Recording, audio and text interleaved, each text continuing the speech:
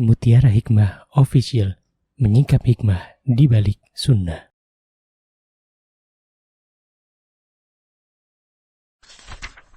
Salurkan donasi terbaik Anda untuk mendukung dakwah Mutiara Hikmah Official. Mari siapkan bekal akhirat kita. Jangan lewatkan kesempatan emas ini. Ayo kita berkontribusi dalam program pembangunan Masjid Mutiara Hikmah yang dibina langsung oleh Ustadz Hanan Yasir MA dan Ustazah Imro'atul Azizah. Raih pahala umroh setara haji dalam program Umroh I'tikaf Ramadan di tahun 2026. Perjalanan penuh makna, bimbingan penuh ilmu bersama Ustadz Hanan Yasir MA dan Ustazah Imro'atul Azizah. Tempat terbatas, daftarkan diri Anda sekarang juga. Jangan lewatkan sensasi umroh full faidah plus daurah fikih hijrah di bulan Syawal tahun 2026 bersama Ustadz Hanan Yasir MA dan Ustazah Imro'atul Azizah. Tempat terbatas, daftarkan diri Anda sekarang juga.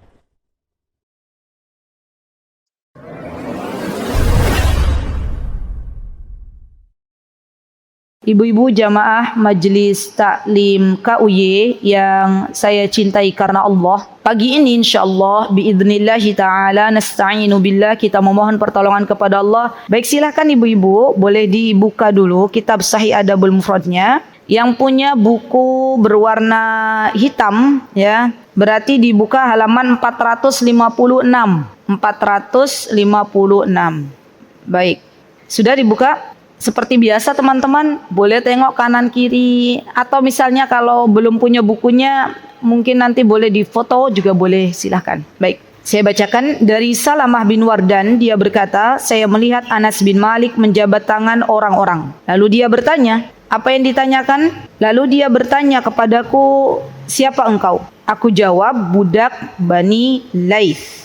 Dia lalu mengusap kepalaku 3 kali dan berkata, semoga Allah memberkahimu. Baik, di dalam kutipan ini teman-teman, dalam kitab Sahih Adabul Mufrad, yang kita pelajari pagi ini bukan hadis marfu' kepada Nabi kita Muhammad SAW, tetapi mauquf. Bedanya apa Ustazah? Begini bedanya. Jadi hadis itu ada yang marfu'. Marfu' itu berarti qala Rasulullah SAW. Rasulullah bersabda. Itu marfu' namanya. Tetapi kalau perkataan itu disandarkan kepada para sahabat Nabi kita Muhammad SAW, maka itu dinamakan hadis mauquf.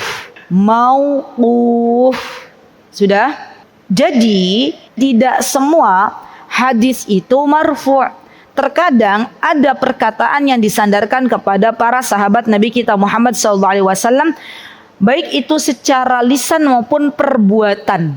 Sebagaimana yang akan kita pelajari di pagi hari ini, di sini diceritakan bahwa sesungguhnya dari Salamah bin Wardan, dia berkata, berarti Salamah bin Wardan ini adalah seorang sahabi, di mana beliau mengatakan bahwa saya melihat Anas bin Malik. Anas bin Malik adalah seorang sahabi, menjabat tangan orang-orang. Lalu dia bertanya kepadaku, ya, siapa engkau? Aku jawab, budaknya Bani Laith. Dia lalu mengusap kepalaku 3 kali dan berkata, semoga Allah memberkahimu.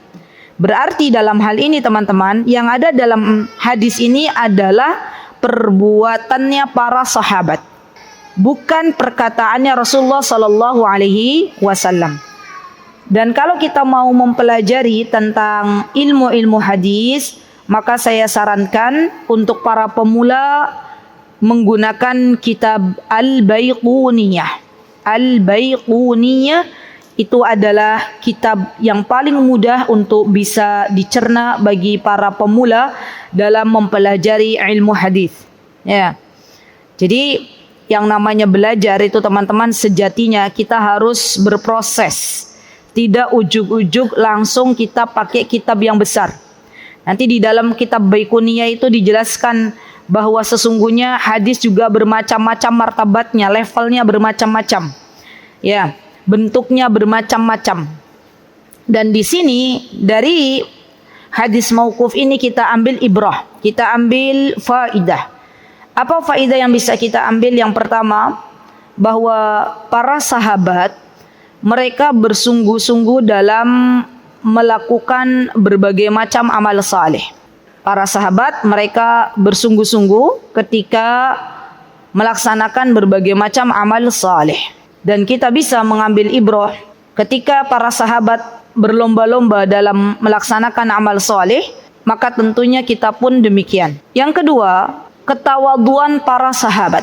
Yang kedua, faidah yang bisa kita ambil adalah ketawaduan para sahabat, rendah hatinya mereka. Masya Allah.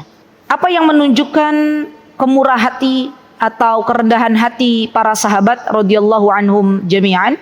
Di sini menunjukkan bahwa para sahabat itu mereka mau ketika harus menjabat tangan budak-budak, di mana budak ini biasanya dalam kalangan bangsa Arab itu levelnya sedikit lebih rendah daripada orang merdeka. Jadi kalau zaman dulu tuh teman-teman, yang namanya orang merdeka dengan budak itu levelnya beda banget gitu loh. Kalau orang merdeka bisa memerintahkan semena-mena terhadap budak, dan budak itu harus mentaati tuannya, harus mentaati orang yang sudah merdeka.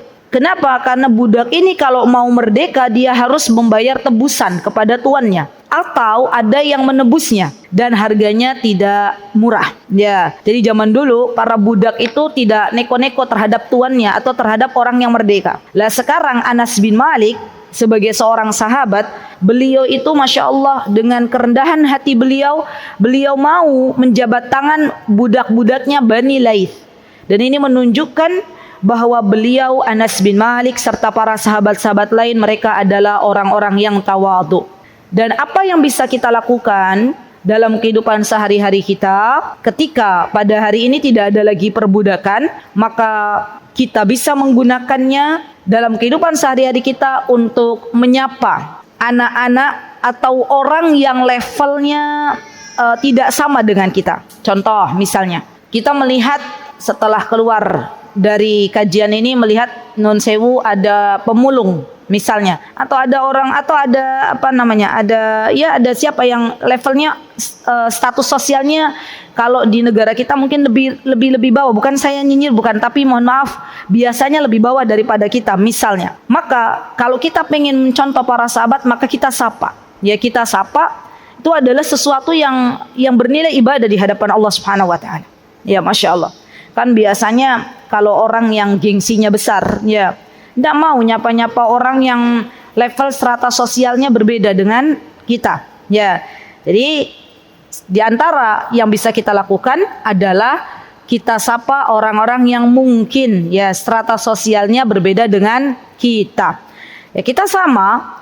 Kita semua sama, kita semua adalah hambanya Allah Subhanahu wa ta'ala. Tidak ada yang membedakan di hadapan Allah kecuali ketakwaan yang ada di dalam hati hamba-hamba Allah Subhanahu wa ta'ala. Ya, tidak akan rusak juga hubungan kita dengan Allah kalau kita misalnya seorang guru yang menyapa muridnya, seorang guru misalnya menyapa muridnya terlebih dahulu, menjabat tangannya terlebih dahulu, itu nggak ada yang perlu dipermasalahkan gitu loh. Ya. Jadi sesungguhnya kita itu hidup dalam kondisi semuanya sama di hadapan Allah Subhanahu wa taala. Tidak ada yang lebih kecuali ketakwaan yang ada di dalam dada-dada hamba-hamba Allah. Yang ketiga, faedah yang bisa kita ambil teman-teman, bahwa sesungguhnya diperbolehkannya kita mengelus kepala anak-anak atau mengusap kepala anak-anak sambil mendoakan dengan sebuah doa, semoga Allah memberkahimu, atau dalam bahasa Arabnya barakallahu fiik, barakallahu fiik. Ini kan kalau budaknya anak-anak. Tapi kalau misalnya usianya lebih sepuh dari kita misalnya, tetapi ternyata kondisi strata sosialnya tidak lebih dari kita, maka biasanya orang Arab akan mengecup kepalanya. Jadi kebiasaan orang Arab itu kalau pengen memuliakan orang lain itu bukan cipika-cipiki, tetapi kalau memang usianya lebih sepuh maka biasanya dikecup keningnya. Ya, misalnya saya melihat ada nenek-nenek ya di mana saya pengen memuliakan mereka, maka biasanya kalau orang Arab itu kita kecup keningnya, kemudian kita doakan barakallahu fik. Ya, dan ini menunjukkan hubungan yang baik di antara sesama manusia. Yang kecil menghormati yang lebih tua, yang tua menyayangi yang lebih kecil. Dan subhanallah, jikalau adab ini ada pada diri kita dan kita praktekkan dalam kehidupan sehari-hari, yang ada kita akan menemukan kehidupan yang harmonis, ya, kehidupan yang sama-sama memuliakan sesama hamba Allah Subhanahu wa taala. Subhanallah. Baik, terakhir teman-teman, faidah yang bisa kita ambil dari hadis mauquf ini adalah bahwa diperbolehkannya kita bertanya kepada seseorang atas maksud yang dia lakukan. Jadi kan ketika itu Salamah bin Wardan bertanya, ya, apa yang kau lakukan? Ya, menjabat tangan orang-orang. Maka kemudian dia mengatakan ini adalah budaknya Bani Lais. Artinya berarti di sini bolehnya kita bertanya, mengetahui keadaan seseorang apa yang dia lakukan. Tapi teman-teman, ada tapinya. Tapi kita tidak diperkenankan untuk banyak pengen tahu kehidupan orang lain. Kalau dalam bahasa Arab itu namanya fudul. Fudul itu kita pengen masuk, ya, tahu secara mendalam apa yang terjadi pada diri orang lain dan keluarganya misalnya. Ya, dan ini adalah akhlak yang tidak baik. Ya, baik. Alhamdulillah kita sudah mengambil satu hadis dari kitab Sahih Adabul Mufrad. Tidak apa-apa, mudah-mudahan Mutiara Hikmah Official, menyingkap hikmah di balik sunnah.